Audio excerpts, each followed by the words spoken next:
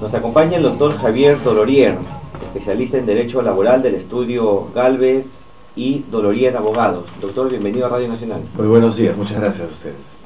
Bueno, se informa que ahora la negociación colectiva también se puede resolver mediante el arbitraje, es decir, cuando dos partes no se ponen de acuerdo, el arbitraje es una opción ahora para llegar a un entendimiento. ¿Quién o cuál de las partes puede pedir el arbitraje?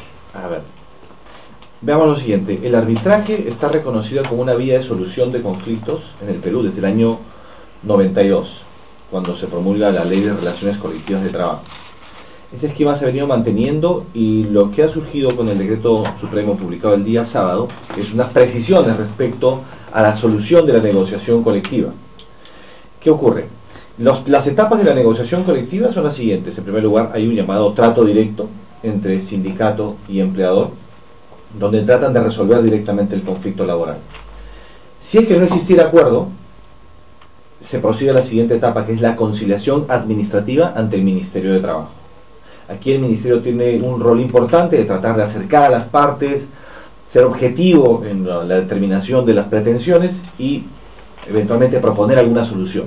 Las partes pueden llegar a un acuerdo en la conciliación, con lo que se pone fin a la negociación colectiva, pero también puede no haber acuerdo. Y en esas circunstancias, ¿qué es lo que establece la Ley de Relaciones Colectivas de Trabajo?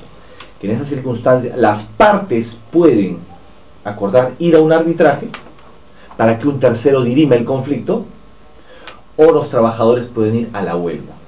Y son vías alternativas. Es o el arbitraje o la huelga. Muy bien. Lo que ha ocurrido aquí es que la postura de la ley es que la institución del arbitraje es una institución consensual, donde ambas partes tienen que estar de acuerdo en, que un tercero o un tribunal resuelva el pliego de reclamos, resuelva la negociación colectiva. Pero ambas partes. Lo que establece el reglamento de la ley es que en determinadas circunstancias, una de las partes, que mayormente van a ser los trabajadores, van a poder solicitar el arbitraje directamente, y esta motivación va a ser obligatoria para el empleador. Esa es una de las más importantes modificaciones de la reciente norma. Es vinculante en todo caso para la otra parte. Así es. Aun cuando no esté de acuerdo. Es vinculante. Ahora, ¿cuáles son los supuestos? Bien, los supuestos en los cuales procede esta llamada este llamado arbitraje potestativo, que en realidad es un arbitraje obligatorio, son los siguientes. Cuando se lleva a cabo la primera negociación colectiva entre sindicato y empresa, se tiene que definir el nivel de negociación, si es que va a ser por rama de actividad o va a ser a nivel de empresa, o cuál es el contenido que va a tener esa negociación. En ese caso, si no hay acuerdo, se va a un arbitraje obligatorio llamado potestativo. ¿Para qué pasa si la empresa, doctor, considera que el aumento, para el ejemplo, es excesivo? ¿Puede acudir a la autoridad de trabajo? En ese caso, mayormente se llevan a cabo esto en la conciliación, donde en la conciliación el empleador dice, mira, la pretensión de los trabajadores es desproporcionada o exagerada o no vinculada a mi situación concreta. Ministerio de Trabajo, por favor, sea usted objetivo y plantee esto a los trabajadores. Es en esa circunstancia mayormente. También a nivel arbitral, las empresas sustentan esto, es decir, nosotros no podemos responder a las pretensiones de los trabajadores. Y aquí la ley señala lo siguiente: en el arbitraje, los árbitros tienen que decidir entre una u otra postura. No pueden hacer una creación de ambas, sino solamente tomar la de los trabajadores o de los empleadores, una de las dos. Lo cual, desde mi punto de vista, no resulta operativo, porque no todo es blanco o negro, ¿no es cierto? Entonces, se deja por ahí abierta la posibilidad de conciliar posiciones extremas, pero mayormente, digamos, objetivamente la postura legal es tomar una u otra decisión. Y en el camino, los trabajadores y empresarios pueden ponerse de acuerdo para tomar una cantidad, una suma. Así es. Sí se puede, eso sí es valedero. Durante el procedimiento del arbitraje no se niega la posibilidad que las partes autónomamente puedan llegar a un acuerdo, que las partes puedan decidir poner fin al conflicto y comunicar esto a los árbitros. Ahora bien, ¿quiénes son los árbitros en este caso? Bien, la designación de los árbitros tiene el siguiente procedimiento. El sindicato de trabajadores designa a un árbitro, bien, y la empresa designa un árbitro, que son totalmente independientes. No es que sea su árbitro, no es su abogado en el arbitraje, ¿no? Son independientes. Y estos árbitros son los que designan al presidente del tribunal arbitral. Se ponen de acuerdo para designar al presidente. ¿Cuántos conforman el tribunal? El arbitraje en materia laboral puede ser de un solo, entonces un arbitraje unipersonal, o podría ser un triunvirato integrado por 3 miembros. Si es que no hubiera acuerdo en la decisión sobre el presidente del tribunal arbitral, el Ministerio de Trabajo es quien decide el presidente del tribunal arbitral. ¿Y es valedero un solo árbitro? Es posible, digamos, yo he sido también árbitro unipersonal en algunas oportunidades, sobre todo cuando el conflicto no es tan complejo. Las partes de 100 puntos del pliego de reclamos se han puesto de acuerdo en 90. Entonces el árbitro unipersonal resuelve solamente sobre 10. El árbitro va a resolver sobre aquello que las partes le deleguen. La competencia del árbitro va a estar definida por las partes. En este caso sería sobre ese 10% restante. Así es. Muy bien. Y esto sí es de cumplimiento obligatorio por parte de los dos. El arbitraje finaliza con un laudo arbitral, y ese laudo arbitral tiene carácter vinculante, obligatorio para ambas partes, como si fuera un convenio colectivo de trabajo. ¿El costo del arbitraje quién lo asume? Según la ley, ambas partes asumen en partes iguales el costo del arbitraje. Aun cuando una de las partes no está de acuerdo con el arbitraje, o que no puede estar de acuerdo, ¿no? Igual tiene que pagar. Así es, igual tiene que pagar, y eso lo establece el reciente reglamento. Si es que, por ejemplo, los trabajadores consideran que el empleador ha tenido una conducta dilatoria, no ha negociado de mala fe, no ha efectuado propuestas, postergue necesariamente la negociación colectiva, es otro de los supuestos del arbitraje potestativo. Y en este caso, ¿cómo funciona el procedimiento? Los trabajadores comunican al Ministerio de Trabajo: queremos el arbitraje potestativo. El Ministerio de Trabajo le dice al empleador: tienes 5 días para nombrar tu árbitro. Si no lo designas, yo, Ministerio de Trabajo, designo al árbitro que tú debiste haber nombrado.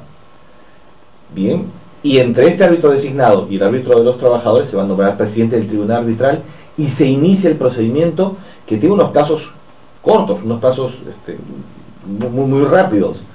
Bien, y de alguna forma se establece algo que también me preocupa, ¿no? Que se otorga un plazo de 5 días para que los árbitros resuelvan este conflicto. 5 días solamente. 5 días. Es muy escaso. Es poco reducido, digamos. En mis experiencias como árbitro o como abogado en arbitrajes, lleva que es un plazo de un mes o de 45 días, dada la complejidad de la empresa, porque hay que analizar historia económica de la empresa, la situación actual, las proyecciones, la situación de la competencia, productividad, gastos. Digamos, el análisis económico-financiero de una empresa no es un tema que se pueda ventilar responsablemente en 5 días. Y yo creo que ahí la norma está cometiendo un error que puede dañar la institución del arbitraje. Debe ampliarse el plazo. Yo creo que debería ampliarse el plazo, y lo que es peor, la norma no señala la potestad de las partes de poder establecer un plazo mayor. ¿Cuál sería el plazo ideal? Yo creo que deberían ser 30 días. 30 días. Así es. Doctor, Está dentro de lo razonable, ¿no? Usted como experto en el tema laboral, ¿cómo observa las últimas leyes que se han dado en este campo? Por ejemplo, esta norma, la ley de la seguridad en el trabajo, que ha sido un poco cuestionada por los empresarios. ¿Es demasiado proteccionista la ley laboral en el Perú, o es la visión que tienen los empresarios? Bueno, yo he conversado con varios empresarios y ellos señalan que nadie puede estar en contra de una norma que proteja la seguridad y la salud de los trabajadores. Y es un concepto olvidado en el Perú. Y nos recordamos de estas normas cada vez que ocurre un accidente mortal, un accidente de trabajo mortal. Creo que es acertada una política del Estado preventiva, de preocupación constante sobre esta materia. El asunto está en que se está exagerando de alguna forma en los formalismos, en la burocracia que tiene que seguir el empleador para llevar a cabo una medida de seguridad. Las empresas socialmente responsables tienen un programa de seguridad y salud en el trabajo, de capacitaciones constantes, de entrenamiento, exámenes médicos a los trabajadores.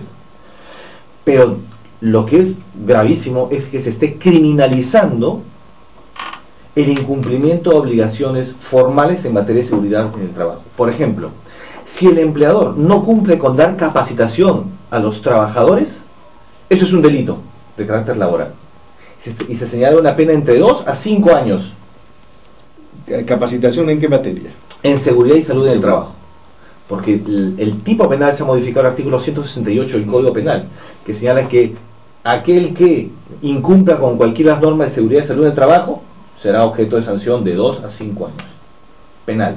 Y si ocurre un accidente mortal con responsabilidad del empleador, bien, negligencia, se establece una pena de entre 5 a 10 años. Esto ya es, entiendo, prisión efectiva. Muy bien, pero el tema también se tipifica como delito, digamos, el incumplimiento de las normas formales, de las obligaciones formales, no tener un reglamento, no dar capacitación, no tener el mapa de riesgos, y eso desde mi punto de vista resulta exagerado. Continuamos en este diálogo con el doctor Javier Dolorier, especialista en Derecho Laboral. Estaba usted explicando, doctor, la criminalidad que está dando esta ley de seguro en los centros laborales. Aparentemente es un poco excesiva en algunos puntos de la norma. Así es, la norma tiene aspectos positivos, porque demuestra una preocupación del Estado por la seguridad y salud en el trabajo, y establece normas de procedimiento, obligaciones del empleador, entre ellas comunicar los accidentes de trabajo que ocurran, para que el Ministerio investigue las razones del mismo, para que no vuelvan a ocurrir. Pero como conversábamos cuando estábamos fuera del aire, se ha pasado de un esquema de desatención absoluta del Estado, de cero preocupación, a criminalizar estas conductas al otro extremo. Y lo cual, digamos, no alienta relaciones laborales fluidas y digamos cordiales entre trabajadores y empleadores, porque esto puede ser utilizado como un arma indebida por parte de algunos trabajadores que denuncien innecesariamente al empleador por el incumplimiento de normas sobre seguridad y salud. Hay pena de cárcel.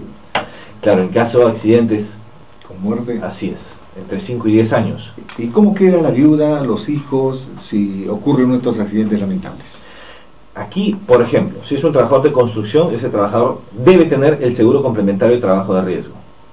Y ese seguro establece indemnizaciones para los derechohabientes del trabajador.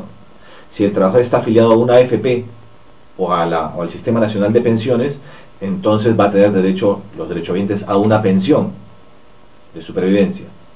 Y los gastos de ese periodo serán cubiertos por la Seguridad Social.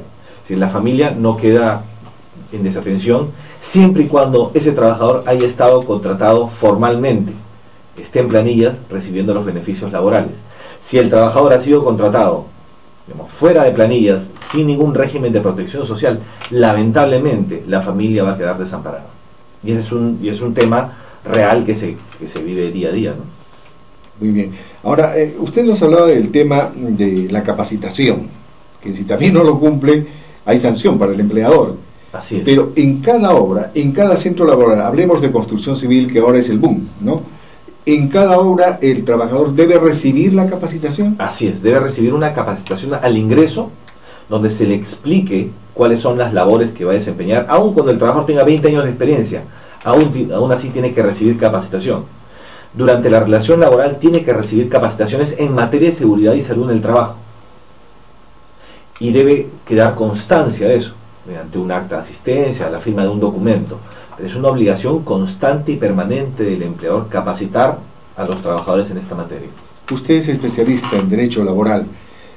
Siempre que hay accidentes laborales con consecuencias fatales sí sale a prensa, nos enteramos, pero siempre ocurren otros de menor gravedad.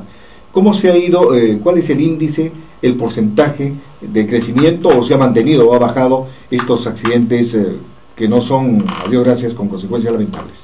Bueno, el Ministerio de Trabajo tiene indicadores que desafortunadamente no los tengo a la mano, porque existe la obligación del empleador de comunicar esos accidentes.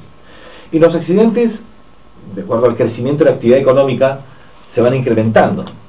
Lo que trata de evitar esta ley es que se sigan produciendo. Nadie puede evitar que no existan accidentes de trabajo, porque el factor negligencia del empleador existe, es real.